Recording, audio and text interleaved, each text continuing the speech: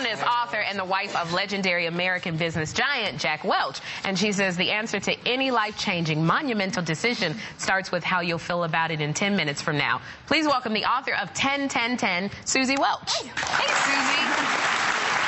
Okay, now in your book, you've come up with this process called 10-10-10 that you think are going to help people make important decisions. So what is 10-10-10?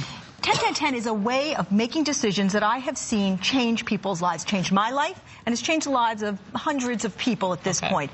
What you do is you take a look at your very deeply held values, your authentic values. Then you think about the consequences of your decisions in 10 minutes, 10 months, and 10 years. You bring your values together with those list of consequences for better or for worse, and your 10-10-10 solution pops. Okay. Let's put it to something, because people may... Susie Welch is married to Jack Welch. A lot of people know Jack Welch. A lot of people know Susie Welch. You read a column together and so forth. He was the former CEO of General Electric, a brilliant man. You met and fell in love when you came to interview him. You were the head of what? The Harvard Business Review. I mean, this was quite a couple. When it happened, it caused the biggest scandal. Well, okay.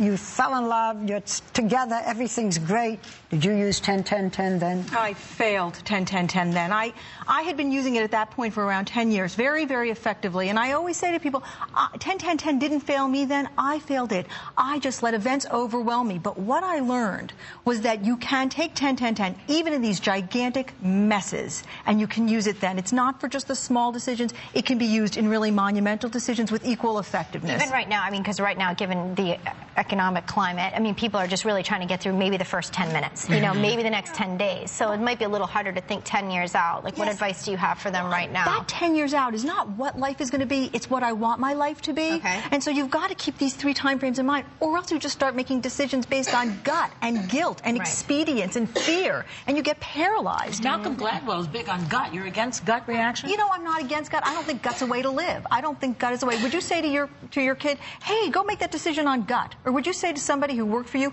make your decision based on gut? Gut's got its limitations. It's not a way to build a transparent life or a life that you're creating yourself. It's just too much. Combination. You've got to use both. Okay, now you said that you have a moment you described in your book where you used 10-10-10 when you were on a family outing with Jack. So what happened with that 10-10-10? This is a great bubblegum incident, as we refer to it in the family. And Jack and I were just beginning to go out. I had 4 children. I had been divorced for a couple of years. They liked me alone. They liked just mommy. Here comes this man, and not just any man, but a man who's got sort of a large presence.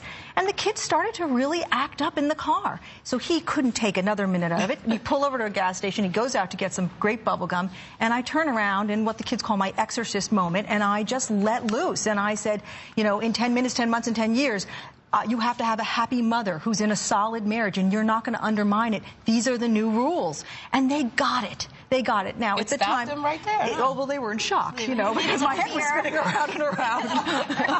Whatever works, right? How did this actually come to be? Like, why the 10-10-10? Where were you when you came up with the idea? When did it first... The way it came to me was I was at a very dark place. I was in a very rocky marriage. I was at the time an editor at the Harvard Business Review. Got invited to give a speech in Hawaii. Oh, big deal. Ooh, somebody wanted to hear what I have to say.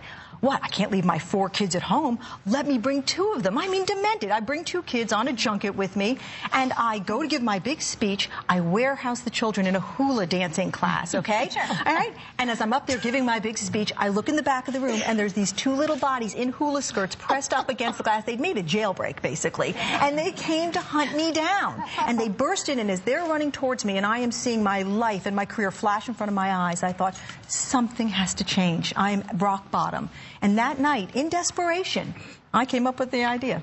That's when the good ideas come. That's when desperation. So during Jeffrey's tantrums, I'm going to be trying that 10-10-10. Don't let your head spin all the way around. Okay, I'll tell you how it works.